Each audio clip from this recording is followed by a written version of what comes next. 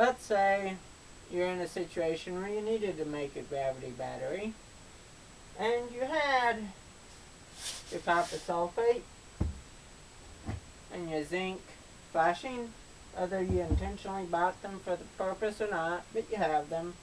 What else do you need to scrounge up to make a gravity battery on the spot? One, your container. Could be about any size, whatever type of containers you can find around there. Some copper wire. Pretty much anyone can find copper wire in their house, either scrap, new, or whatever. And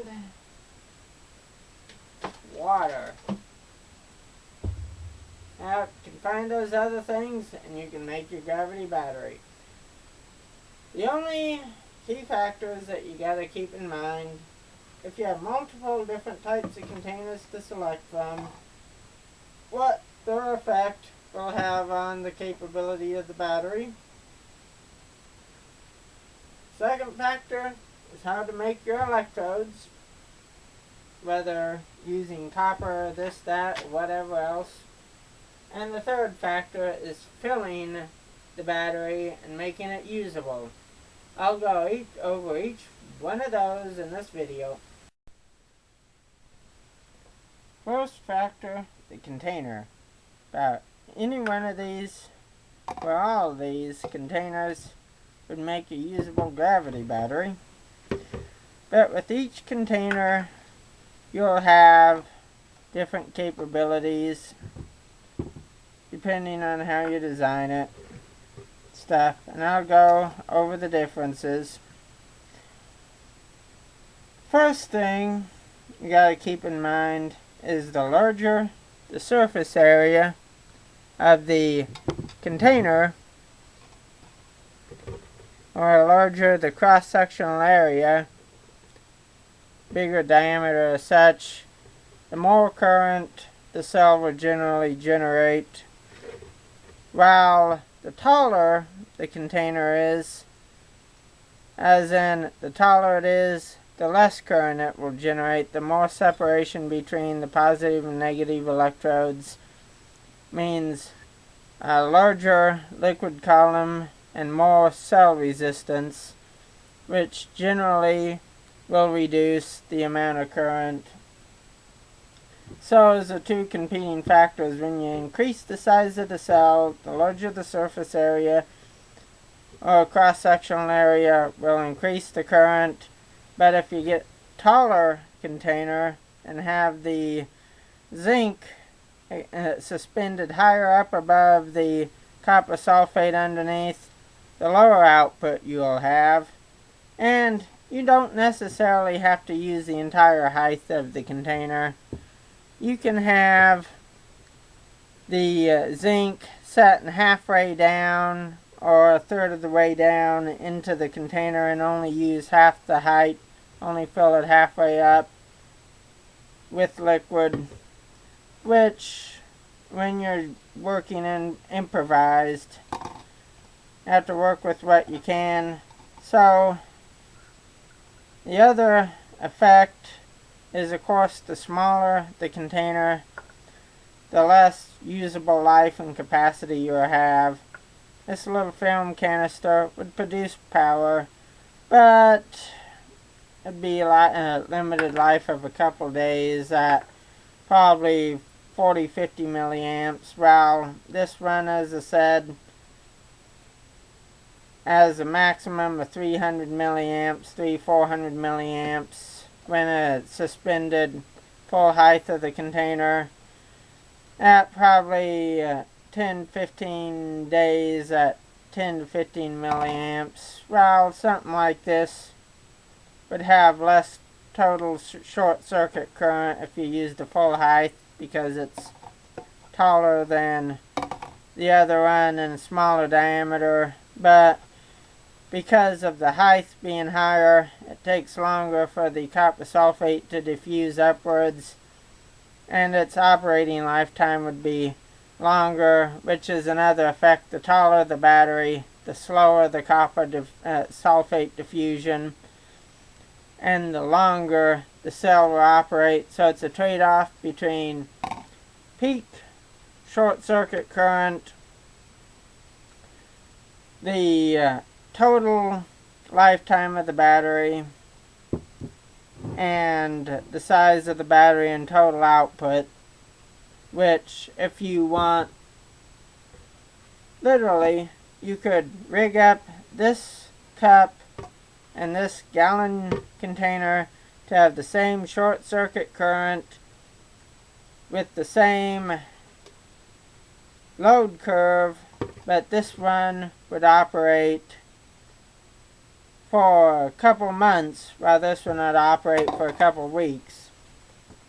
So that is the general basis for container selection.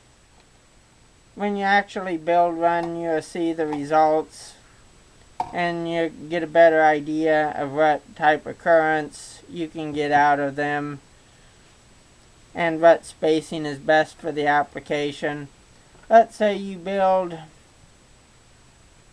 a gravity cell out of this and suspend the zinc about 2 inches above the bottom, and you have plenty of current to drive the load, but the cell quickly decays and ages from the quick copper sulfate diffusion and the small volume you have there.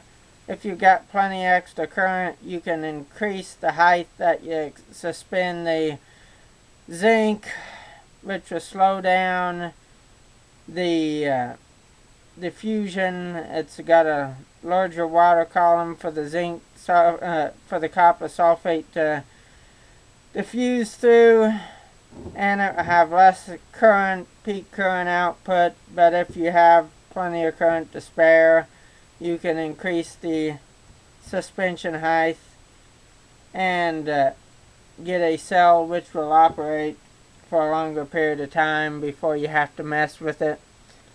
Now we're going to the element construction.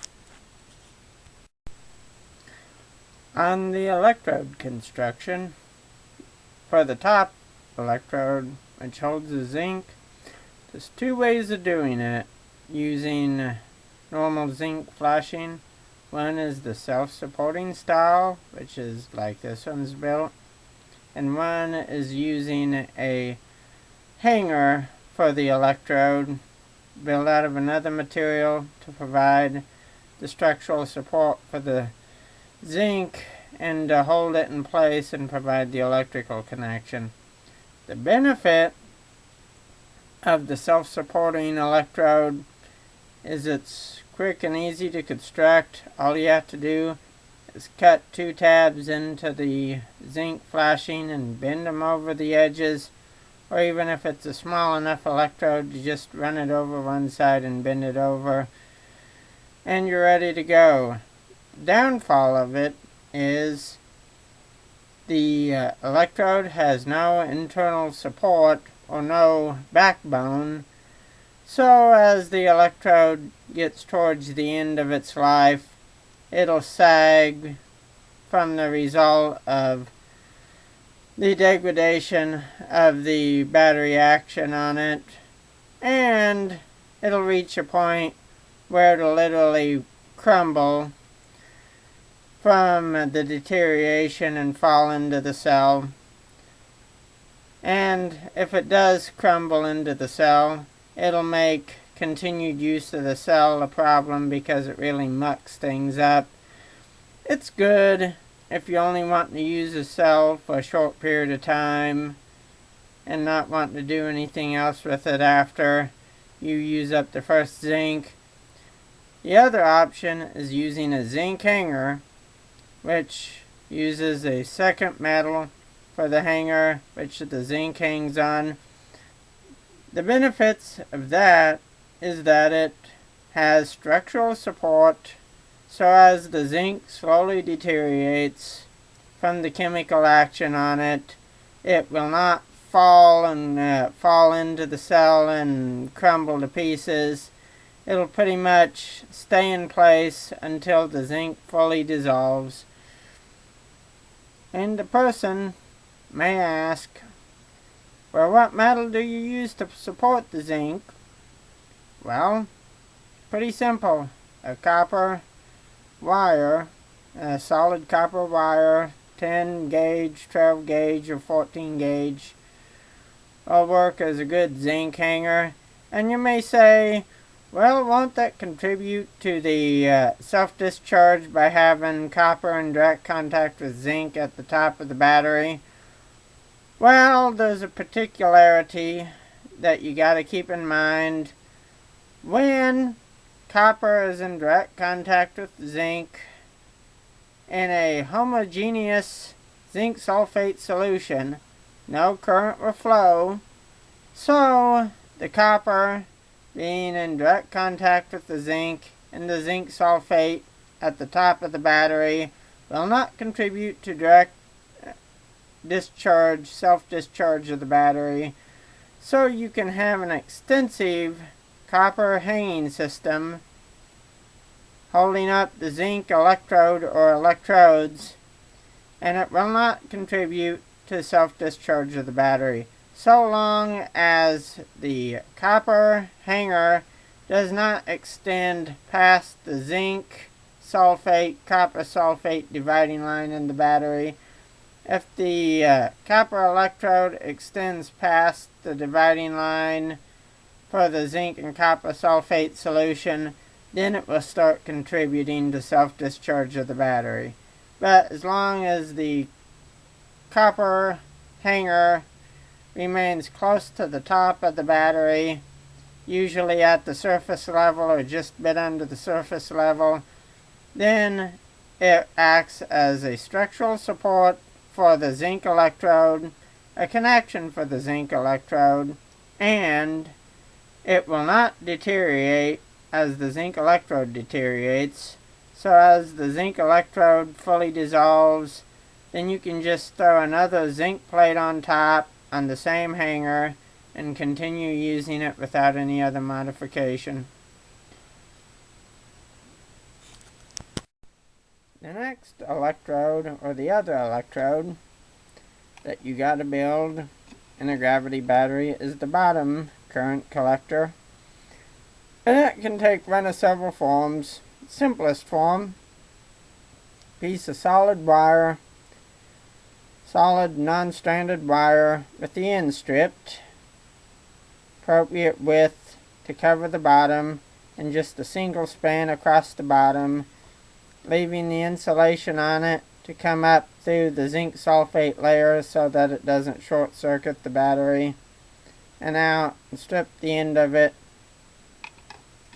put it in place, put your copper sulfate crystals in the bottom, put your hanger in the top to hold your top electrode, and you're ready to add water and go. Other options for the bottom electrode, because this type will generally have a slightly less output current than when it fully covers the bottom of the cell.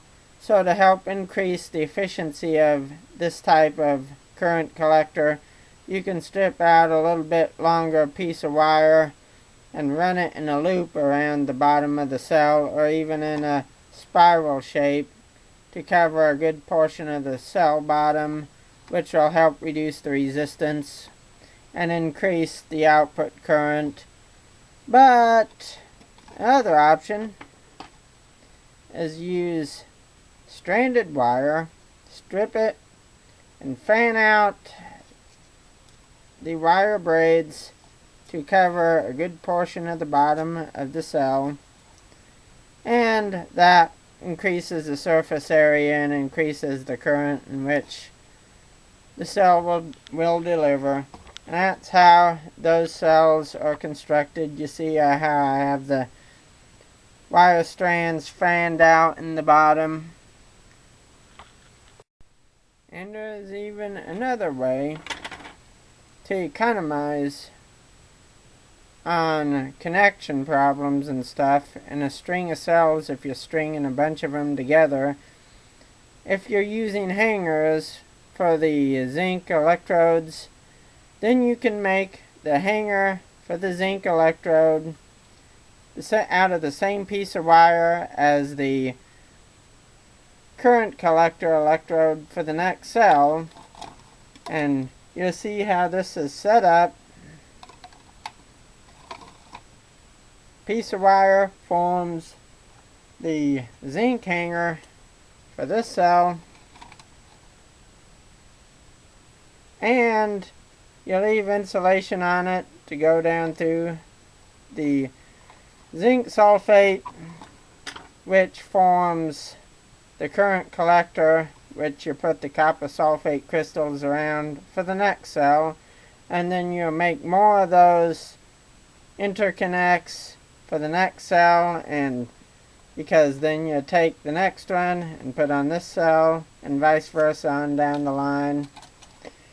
And if you've got one that's at the beginning of the line, put just a single normal electrode in the bottom combined with the interconnect, and then continue it on down, followed by a single hanger on the end of the line of the cells. And as options for how you can bend the electrodes here, this one here has a little saddle in the middle, which balances out pretty well if you bend it right. There's other options too. This one here, as I said, it's pretty simple, but it also provides about the maximum current output you can get out of the cell. There's other options. This type here, which has a basically upside down V shape. The benefit of this is that it doesn't have a tendency to collect gas underneath it, because the gas, if you use these cells, you'll notice there, especially if you have this type of electrode, you'll notice that the gas bubbles build up underneath the flat areas of the electrode, because the gravity cell evolves gas during its discharge cycle, and the gas bubbles can have negative effects on it. But with the steep sloping sides, the gas bubbles quickly run up to the center and then out through either end to the atmosphere, and it doesn't collect in the cell. Or the other option for really lazy among us, just bend it in a U shape and hang it on, basically as a hanging flag style setup. The only detriment of this style is it will have a lot lower current output than one that spreads the zinc out over a larger surface area, because it doesn't connect with the electrolyte as well. So that's the simplest to make, and it's relatively stable when used, because it don't really have a tendency to fall apart until it's completely gone. But it don't generally produce as much current for peak current applications. But if you're just running a small radio or something like that, relatively simple and easy. And other thing is, you don't have to have one solid continuous piece of zinc. If you've got little chunks of zinc, you can hang multiple chunks on it, and as the oldest run slowly dissolves away and falls away, then you can throw another little piece on it, and as the next oldest run dissolves away, throw the next piece, and whatever. And if you just got scraps of zinc around, scrap pieces of flashing and stuff, the zinc hanger makes it really easy to put the zinc in the cell and hold it in place for the cell to operate until the zinc finally completely dissolves from the chemical action in the cell. Now, the final part of the video, how to fill a cell and make it functional. Well, for a single cell, if you're using a stranded wire current collector for the bottom that's fanned out, put it in place. Take your copper sulfate and give a light coating on it, light coating probably 1/8 of an inch or so across the bottom of the cell. Take and put your your zinc hanger in place, or if you're just using a self-supporting zinc electrode, put it in place. Then put your zinc in place if you're using the hanger. Then you have options here, and I'll go over the options. First option you have is put straight water in it, tap water or water out of a lake. Result of that will be, at first the cell will produce almost no current. It'll take a day or so, or 2 days or 3 days for the copper sulfate to slowly come up through the solution and start interacting with the zinc plate on top and start producing electricity. About a day or so you'll be able to run small loads with this. It'll take about 2 to 3 days before the cell starts getting up to concentrations enough where it'll produce almost full output. And that is a problem if you're wanting to run something almost immediately. So there's another option, and that is take and put in a mixture of pre-diluted copper sulfate, not exactly full strength, but just a moderate amount pre-dissolved in water. Put that into the cell, and the benefit will be the cell will start producing current almost immediately, almost full current immediately. But the problem with that is that the copper sulfate will start depositing black spongy copper on the zinc and quickly eat up the zinc plate a lot faster than it normally would be, as it slowly evolves the zinc sulfate in the solution till it gets down past the point where the bottom of the zinc plate is. Then it will go back to normal stable operation, and it would generally make the cell a bit dirtier. But if you are needing power immediately to operate a radio or light or something like that, or charge a battery, then there ain't much way to get around it unless you have pre-diluted zinc sulfate from a previous operating battery, or if you have zinc sulfate crystals that you can make up a zinc sulfate solution to put into it to get the cell started from scratch without having to wait a couple of days for it to come into operating condition. And these couple cells over here are the example of the kind of the black copper crud you get on top of the zinc plate, because that's how I started these two cells, by putting a pre-diluted copper sulfate solution in. Almost produced full current immediately, but really kind of makes the cell a bit messy, but it still works. That's what counts when you're wanting to make power. And some people may ask, why only put that much copper sulfate in the bottom? Because some old books state put 1 inch, 2 inches or whatever in the bottom of a gravity cell. Well, in those cells they use a heavy zinc crow's foot, which will last a good period of time.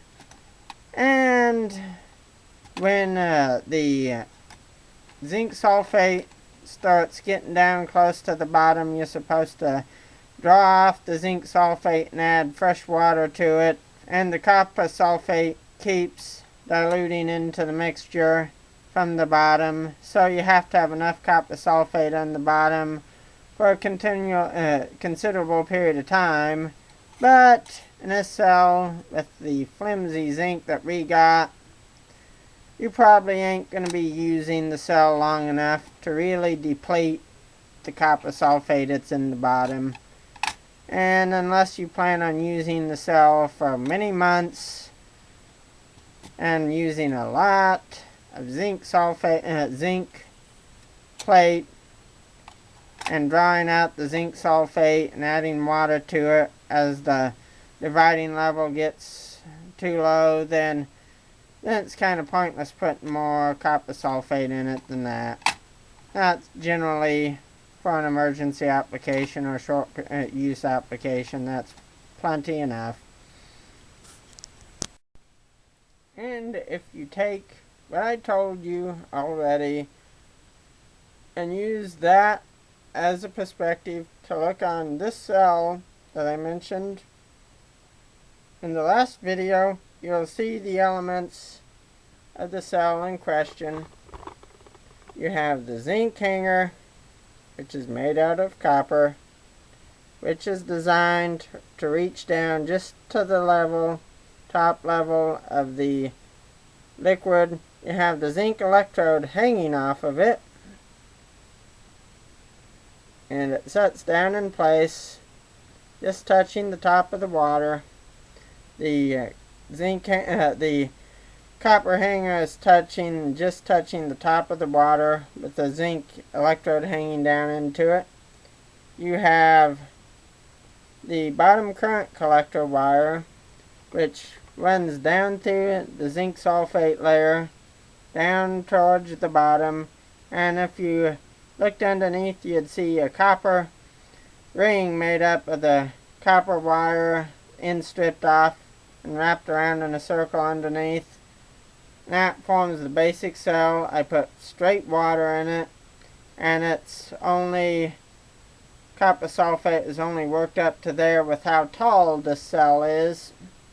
It'll take several days for the copper sulfate to work up about partway and the zinc sulfate solution to start getting up to decent density up in the top to start producing decent output. So that's basically how I constructed this cell based on the previous information I've already told you.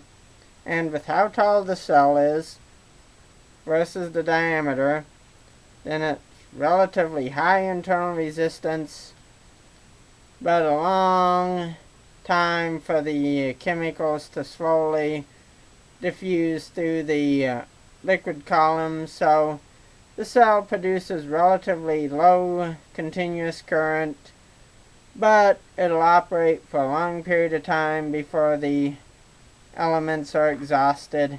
Even with the thin zinc electrode that we have available, it'll still last a relatively decent period of time.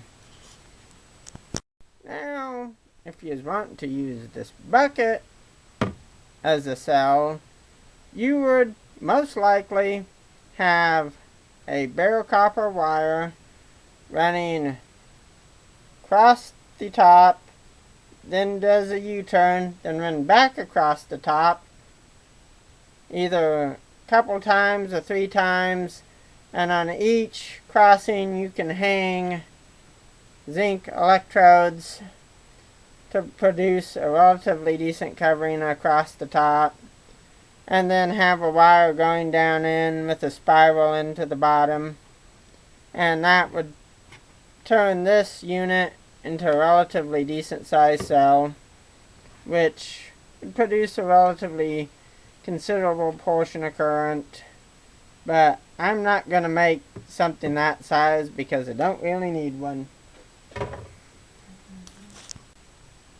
And on the previous video, I mentioned I was going to make a gravity battery out of this parts tray. Well, I decided to have it on a second video that I'll have after this one. I'll show the assembly of it, the filling of it, and the testing of it over a moderate portion of its life cycle. So I'll get to that one after I finish publishing this video.